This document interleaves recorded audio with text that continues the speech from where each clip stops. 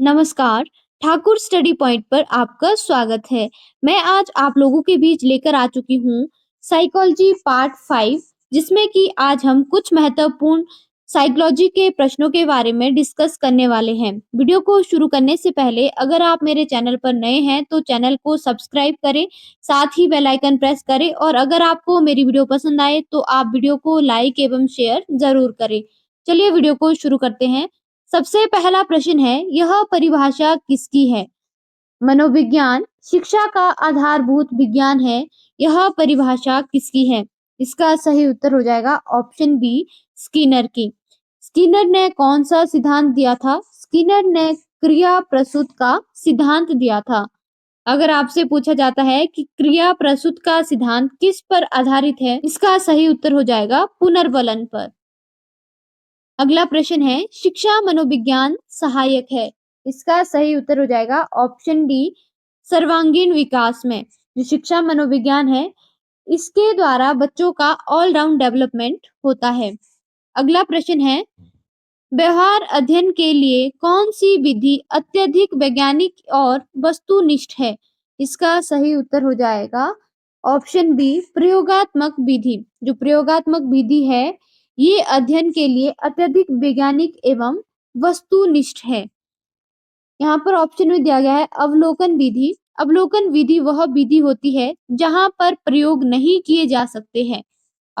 अगला प्रश्न है, एरिक्सन ने मनोसामाजिक विकास की कितनी अवस्थाएं बताई है? एरिक्सन ने मनोसामाजिक विकास की 8 अवस्थाएं बताई है। अगर आपसे पूछा जाता है कि मनोसामाजिक विकास का सिद्धांत किसने दिया है, तो मनोसामाजिक विकास का सिद्धांत एरिक्सन ने दिया है, जिसमें इन्होंने इसकी 8 स्टेजेस बताई हैं। अगला प्रश्न है, हमारे जीन से बने होते हैं। इसका सही उत्तर हो जाएगा ऑप्शन ए, डीएनए। यहाँ पर दिया गया है जीन, तो जीन वे आनुवंशिक कारक होते हैं जो एक पीढ़ी से दूसरी पीढ़ी तक पहुंचाए जाते हैं। ये क्या होते हैं? एक पीढ़ी से दूसरी पीढ़ी तक ट्रांसफर होते हैं। यहाँ पर दिया गया है डीएनए, तो डीएनए की फुल फॉर्म क्या है? Deoxy ribo nucleic acid.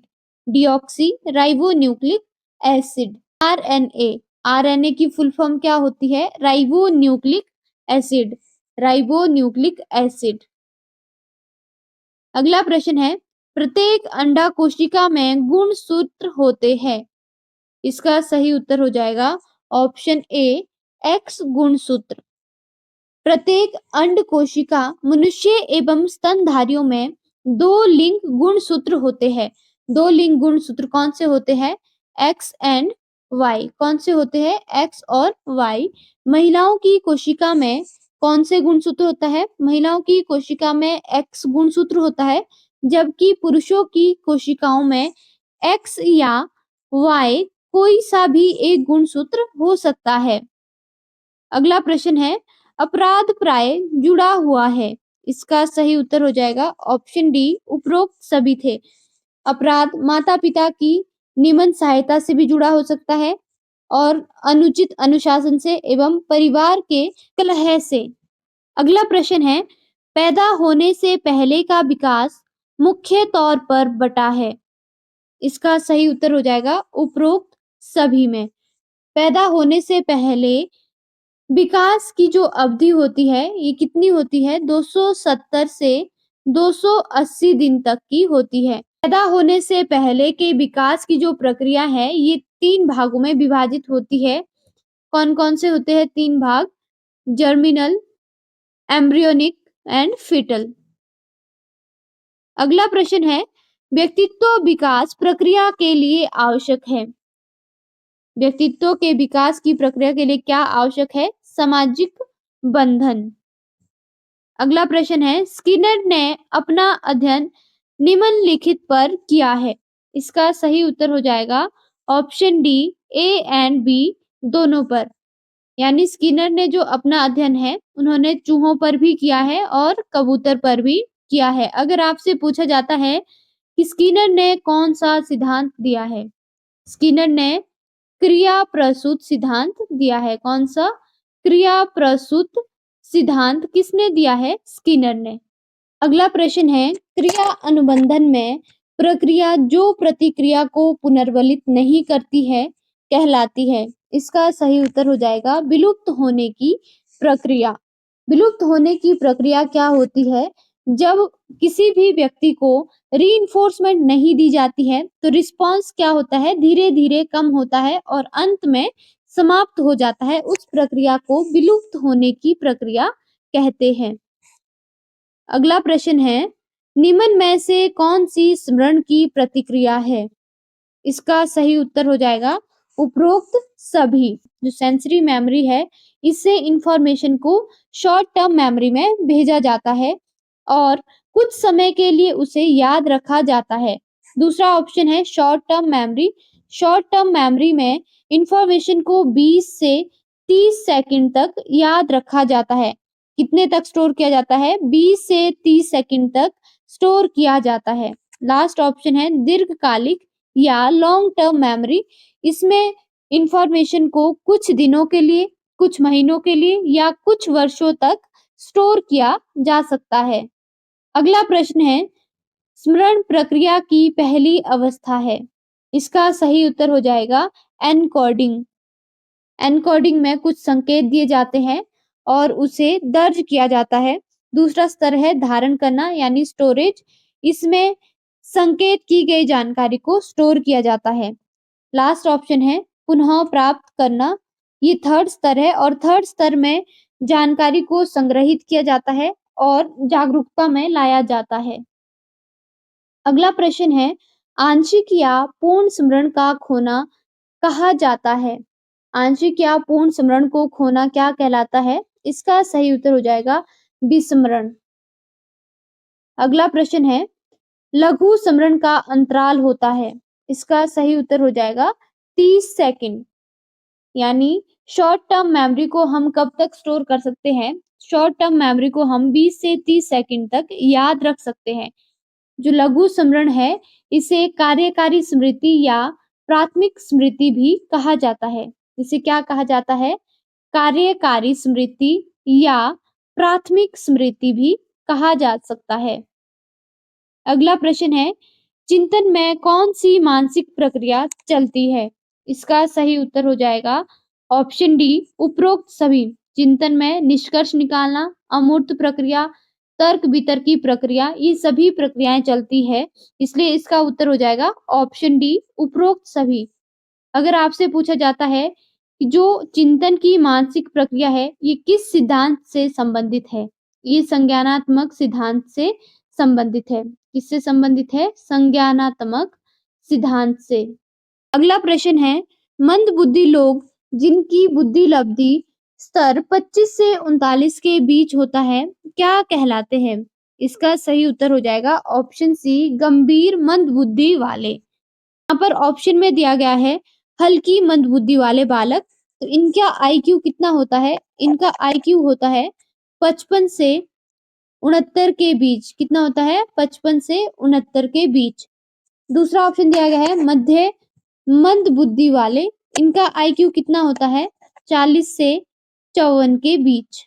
Last option दिया गया है अति गंभीर मंद बुद्धि वाले। इनका आईक्यू कितना होता है? इनका आईक्यू होता है 1 से 24 के बीच। अगला प्रश्न है, प्रोजेक्ट पद्धति किसके द्वारा प्रतिपादित की गई? इसका सही उत्तर हो जाएगा ऑप्शन बी किलपैट्रिक के द्वारा। प्रोजेक्ट पद्धति के वास्तविक प्रतिपादक कौन है? वास्तविक प्रतिपादक है जॉन डीवी। कौन है वास्तविक प्रतिपादक? John Dewey. और इसे लोकप्रिय किसने बनाया? प्रोजेक्ट विधि को लोकप्रिय किसने बनाया है? किलपैट्रिक ने। अगला प्रश्न है, पूर्व अभिनय खेल सिद्धांत का प्रतिपादक कौन है? इसका सही उत्तर हो जाएगा कॉल ग्रोस। कौन है? Karl Groos. अगला प्रश्न है, किसने कहा दो बालकों में समान योग्यताएं नहीं होती है? इसका सही उत्तर हो जाएगा हरलॉक ने। और नन ने क्या कहा है? नन ने कहा कि शिक्षा बच्चे के व्यक्तित्व का पूर्ण विकास है। शिक्षा बच्चे के व्यक्तित्व का कैसा विकास है? पूर्ण विकास है। ये किसने कहा? नन ने। अगला प्रश्न है, अंतर्दृष्टि सिद्धांत के प्रतिपादक है। इसका सही उत्तर हो जाएगा ऑप्शन ए कोहलर। जो अंतर्दृष्टि सिद्धांत है, इसमें समस्या का अचानक समाधान निकलता है। अगला प्रश्न है, क्रेचनर ने कितनी तरह से व्यक्तित्व बताया है?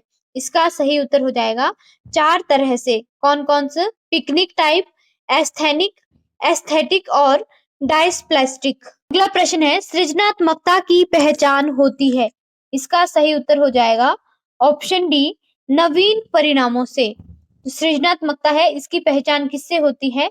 न्यू रिजल्ट से होती है। अगर आपसे पूछा जाता है सृजनात्मकता की पहचान का संबंध है, सृजनात्मकता का संबंध किससे है? इसका संबंध हो जाएगा डाइवर्जेंट थिंकिंग से। अगला प्रश्न है, यह किसने कहा सृजनात्मकता मुख्यतः नवीन रचना या उत्पाद में होती है? इसका सही उत्तर हो जाएगा ऑप्शन ए जेम्स ड्रिबर ने क्या कहा था? सृजनात्मकता मुख्यतः नवीन रचना या उत्पादन में होती है। सीवी गुड ने क्या कहा कि सृजनात्मकता किसी कार्य या समस्या के बारे में नए तरीके से सोचना है। समस्या के बारे में नए तरीके से सोचना क्या है? क्रिएटिविटी है। ये किसने कहा? सीवी गुड ने। अगला ऑप्शन है क्रो एंड क्रो ने क्या कहा कि सृजनात्मकता मौलिक विचारों को व्यक्त करने की एक मानसिक प्रक्रिया है। सृजनात्मकता मौलिक विचारों को व्यक्त करने की एक मानसिक प्रक्रिया है। ये किसने कहा? क्रो एंड क्रो ने। लास्ट ऑप्शन है स्टेन ने। स्टेन ने कहा कि सृजनात्मकता का अर्थ दुनिया में 3 अलग-अलग नए और अनोखे तत्वों को लाना है। अगला प्रश्न है, अधिगम के नियमों का प्रतिपादक कौन है? इसका सही उत्तर हो जाएगा ऑप्शन बी थॉर्नडाइक। थॉर्नडाइक ने कौन सा सिद्धांत दिया था?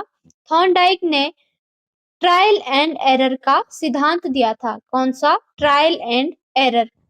थॉर्नडाइक ने अधिगम के कितने नियम दिए हैं? थॉर्नडाइक ने अधिगम के 3 नियम दिए हैं। कौन कौन से?